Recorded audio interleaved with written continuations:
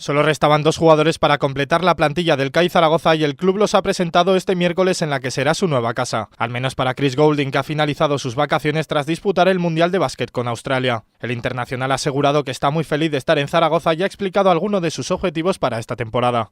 Well, from everything I've heard, it's a basketball crazy town. So there's a lot of tradition here. So obviously to keep winning. My good friend Lewis on the way over said that we're one of the best teams at home at winning basketball games. So obviously we want to keep that up and then win as many games on the road as possible. At the end of the day, I'm here to help this basketball team win and to try and do well in the Euro Cup and the ACB. El que regresa a su hogar de la pasada campaña es Gio Sermadini. El georgiano dejó un grandísimo sabor de boca tras su paso por Zaragoza hace un año y ahora llega con la misma ilusión, devolver la confianza del CAI en él a base de buen baloncesto.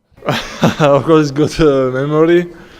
I mean, it's good, it's feeling good, nice gym, here is nice people, and I'm very happy.